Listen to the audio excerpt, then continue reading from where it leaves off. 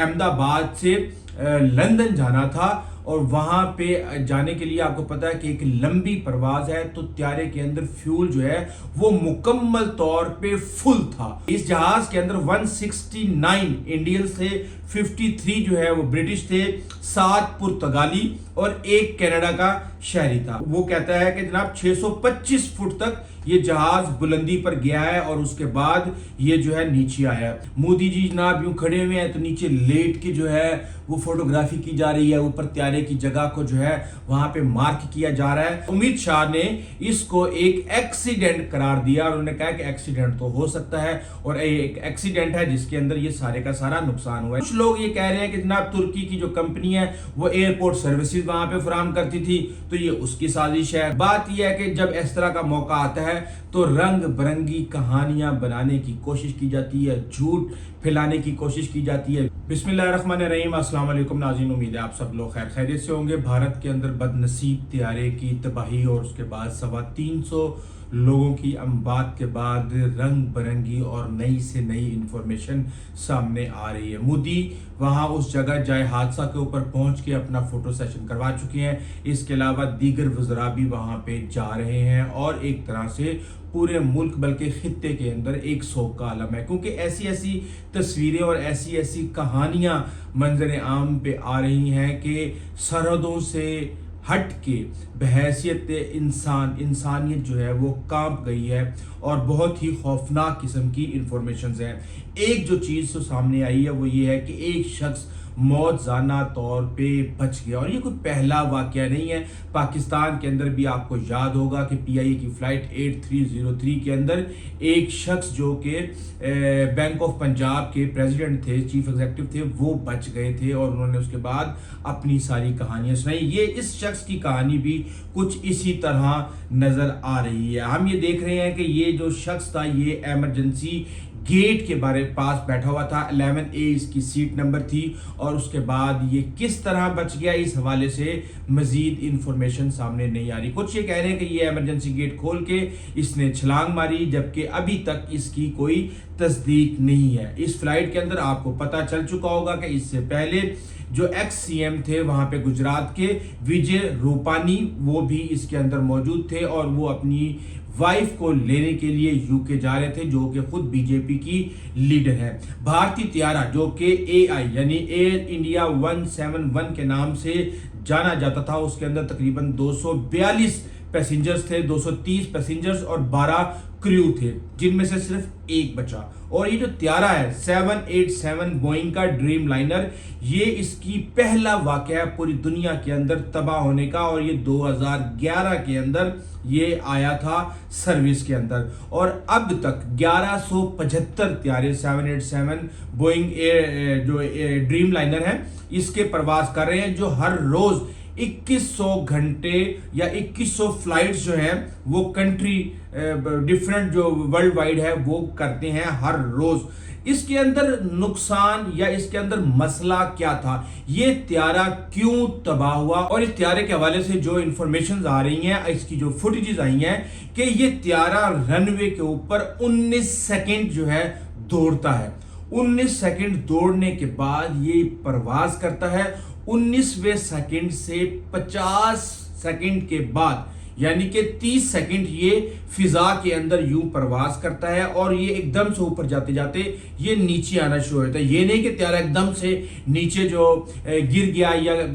بہت ہی آرام سے جس طرح کوئی بھی طیارہ لینڈ کرتا ہے اس طرح یہ آرام سے نیچے آیا۔ اب کہا یہ جا رہا ہے کہ اس 30 سیکنڈ کے اندر طیارے نے جیسے ہی پرواز کی تو پائلٹ کو پتا چل گیا کہ کوئی نہ کوئی مسئلہ ہے۔ کچھ لوگ یہ کہہ رہے ہیں کہ ایک بڑے دھماکے کی آواز آئی۔ وہ دھماکہ کیا ہو سکتا ہے؟ کیا کسی پرندے نے اس انجن کو ٹکرایا، یا جو ٹیک آف کی ایس او پیز تھی وہاں پہ پائلٹ نے کوئی نہ کوئی غلطی کی؟ کہا یہ جا رہا ہے کہ جو پائلٹ ہے وہ 8200 گھنٹے کی وہ کا تجربہ رکھتا تھا، جو کہ 7 کو پائلٹ ہے وہ 1100 گھنٹوں کا تجربہ رکھتا ہے۔ اب اس کے اندر جا کے یہ ایک دم سے ٹکراتا ہے ایک ہاسٹل جو کہ میڈیکل کالج کا ہاسٹل تھا، اور اس طرح یہ جو ٹریجڈی ہے یہ سنگل ٹریجڈی ڈبل ٹریجڈی کے اندر کنورٹ ہو گئی، اور نہ صرف طیارے میں موجود لوگوں کی اموات ہوئی بلکہ وہاں پر جو لوگ موجود تھے جس بلڈنگ کے اندر وہ بھی کافی تعداد کے اندر کہا جا رہا ہے کہ 60 سے 70 لوگوں کے بارے میں انفارمیشن دی جا رہی ہے کہ ان کی حالت نازک ہے یا وہ اللہ کو پیارے ہو چکے ہیں۔ اب جو اس کا دھماکہ تھا وہ انتہائی خوفناک تھا، کیونکہ اس طیارے نے احمد آباد سے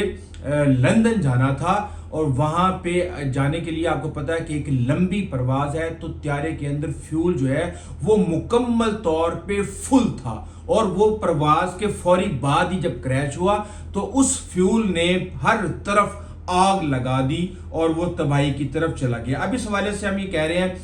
کئی چیزیں اس طرح کی وہاں پہ گردش کر رہی ہیں، اس کو سیاسی پوائنٹ سکورنگ کے لیے بھی استعمال کیا جا رہا ہے۔ جو کانگریس ہے وہ اس کے اوپر مسلسل تنقید کر رہی ہے، بلکہ یہ بھی کہا گیا کہ جو وزارت خارجہ کے سپوکس پرسن ہے وہ آئے اور انہوں نے یہ اسمائل پاس کیا، تو اس کے اوپر بھی کافی تنقید کی گئی۔ اس جہاز کے اندر 169 انڈینز تھے، 53 جو ہے وہ برٹش تھے، 7 پرتگالی اور 1 کینیڈا کا شہری تھا۔ اب اس حوالے سے کہا جا رہا ہے کہ یہ جو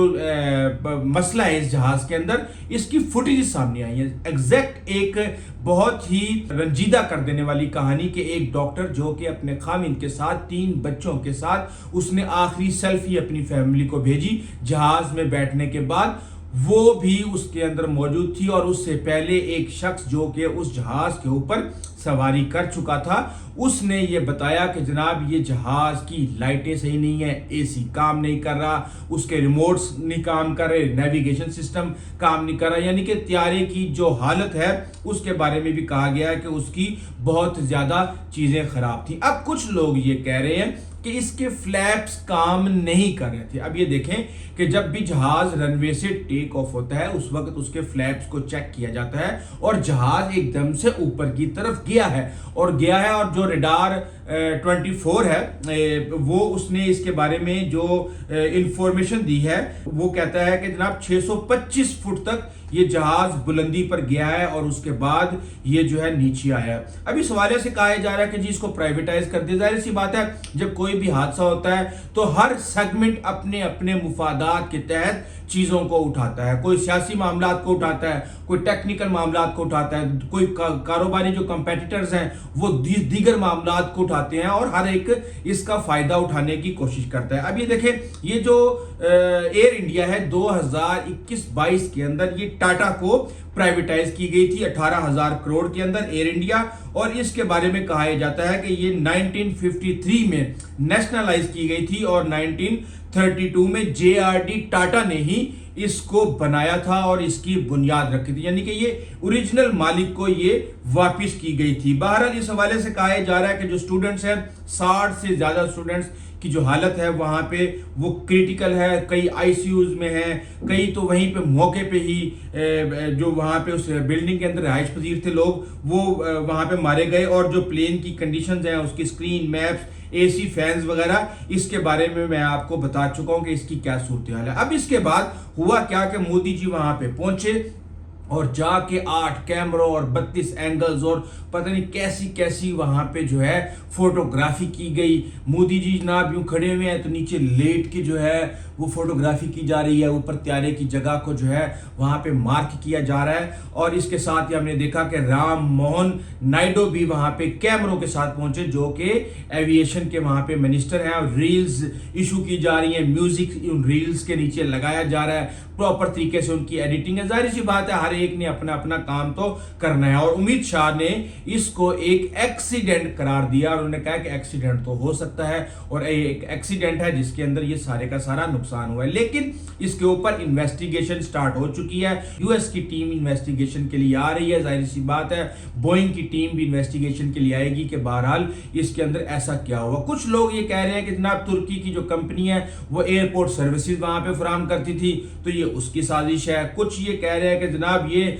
चुनाव के दिन है। अच्छा, इससे पहले मोदी की जो वीडियोस आ रही हैं, बंगाल के अंदर एक पुल गिरा था तो उसमें उन्होंने कहा था कि चुनाव के दिनों में अगर ये पुल गिरा है तो ये जनाब आपको भगवान का संदेश है, ये आपको भगवान का संदेश है कि इस सरकार ने, ये कैसी सरकार चल रही है और इसने किस तरीके से इन तमाम लोगों का या इन हालात को इस मुकाम तक पहुंचा दिया है। तो अब यही चीज मोदी के खिलाफ भी इस्तेमाल हो रही है और कहा यह जा रहा है, कई लोग जितने मुंह उतनी बातें, कोई कहता है जनाब ये एंटी इंडिया नेटवर्क है जिसके अंदर पाकिस्तानी है, खालिस्तानी है, मिडल ईस्ट के इसके अंदर इंटरेस्ट है, तुर्की है, चीन है और वेस्टर्न जो रेसिस्ट है वो है। बात यह है कि जब इस तरह का मौका आता है तो रंग बिरंगी कहानियां बनाने की कोशिश की जाती है, झूठ फैलाने की कोशिश की जाती है, व्यूज लेने की कोशिश की जाती है और ये एक तरह से हमारी बहैसियत इंसान बदकिस्मती है कि हम हर मोमेंट को कैश करने की कोशिश करते हैं, जबकि हकीकत यह है कि ये मामला प्योरली